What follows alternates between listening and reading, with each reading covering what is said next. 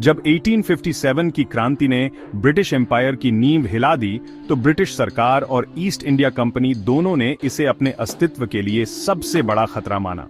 इस रिबेलियन ने न केवल ब्रिटिश अथॉरिटी को चुनौती दी, बल्कि पूरे उपमहाद्वीप में कॉलोनियल रूल की लेजिटिमेसी पर सवाल खड़े कर दिए।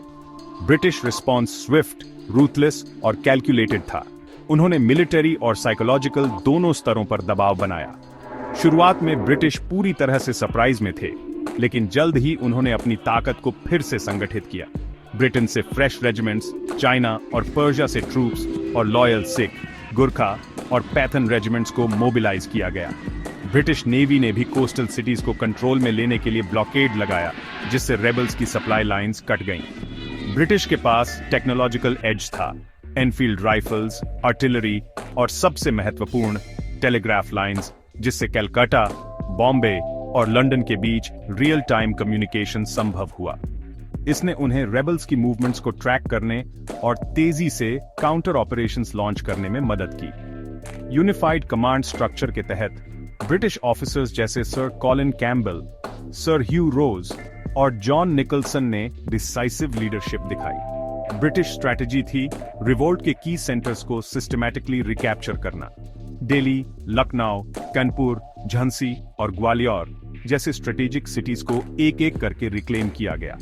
हर सिटी की रिकैप्चर के लिए months long sieges, street to street fighting और हैवी बम्बार्डमेंट हुआ।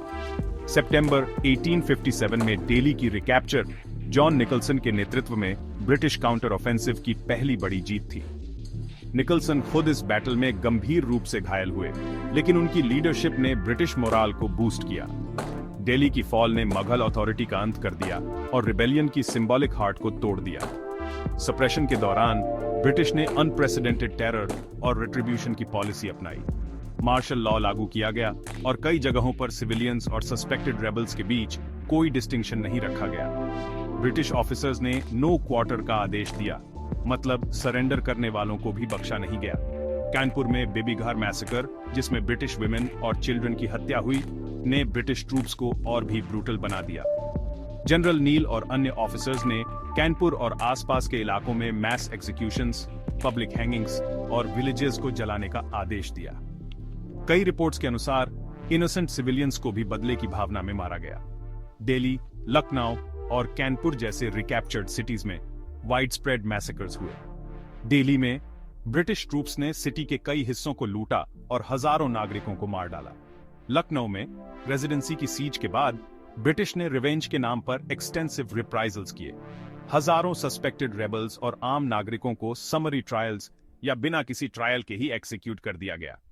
ब्रिटिश ऑफिसर्स ने ब्लोइंग फ्रॉम द कैनन जैसी ग्रूसम पनिशमेंट्स को शोकेस किया, ताकि बाकी लोगों में डर बैठ जाए। एग्जीक्यूशन मेथड्स में रेबल्स को कैनन्स के मुंह से बांधकर उड़ाना, पेड़ों से लटकाना और पब्लिक फ्लॉगिंग शामिल था।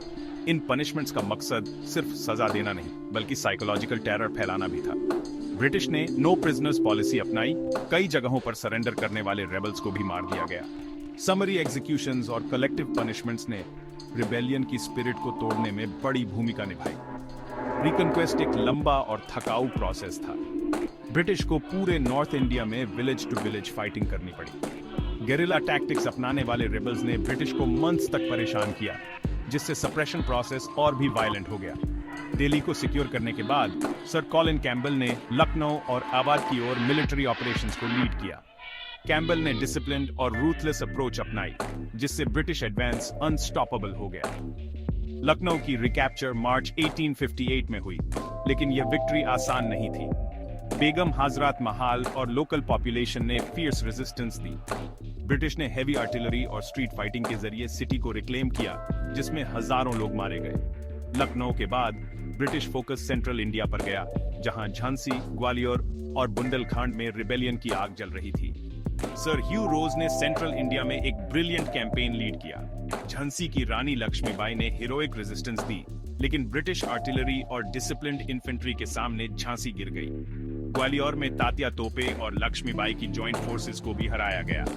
1858 के मध्य तक रिबेलियन की बैकबोन टूट चुकी थी, लेकिन तात्या टोपे, कुंवर सिंह और अन्य लीडर्स ने गेरिला वॉरफेयर जारी रखा। ब्रिटिश ने इन गेरिला बैंड्स को पकड़ने के लिए स्कॉच्ड अर्थ टैक्टिक्स, इन्फॉर्मर्स और रिवॉर्ड्स का सहारा लिया। सप्रेशन के बाद का समय इंडियन सोसाइटी के लिए बेहद ग्रिम था।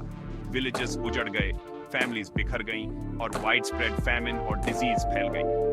ब्रिटिश ने लीगल और एडमिनिस्ट्रेटिव रेट्रिब्यूशन का रेजीम एस्टैब्लिश किया। मार्शल लॉ के तहत आर्बिट्रेरी अरेस्ट्स, प्रॉपर्टी कॉन्फिस्केशंस और पब्लिक पनिशमेंट्स आम हो गए। स्पेशल कमीशंस बनाई गई जिनका काम था सस्पेक्टेड रेबल्स को ट्राई करना। कई ट्रायल समरी थे और सजा ऑलमोस्ट हमेशा डेथ या लाइफ ट्रांसपोर्टेशन होती थी। रेबल्स और उनके सिंपैथाइजर्स की प्रॉपर्टीज को बड़े पैमाने पर कॉन्फिस्केट किया गया। लैंडेड इलाइट्स, तालुकदार्स और जामिनदार्स की जमीनें छीन ली गई, जिससे सोशल स्ट्रक्चर में भारी बदलाव आया। दिल्ली पूरी तरह तबाह हो गया। मुगल एम्परर बहादुर शाह जफार को ट्रायल के बाद रंगून भेज दिया गया और उनके बेटों को पब्लिक एग्जीक्यूशन में मार दिया गया।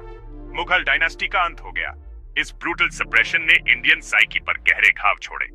ब्रिटिश और इंडियंस के बीच मिसट्रस्ट और एलियनेशन बढ़ गया। डिकेड्स तक रिजेंटमेंट और बिटरनेस सोसाइटी में बनी रही। ब्रिटिश काउंटर ऑफेंसिव की वायलेंस और रिप्रेशन की मेमोरी ने फ्यूचर जनरेशंस में फ्रीडम की डिजायर को और मजबूत किया। 1857 की क्रांति भले ही असफल रही, लेकिन इसकी लेगेसी ने इंडियन नेशनल मूवमेंट को शेप किया और कॉलोनियल रूल के खिलाफ संघर्ष की नींव रखी।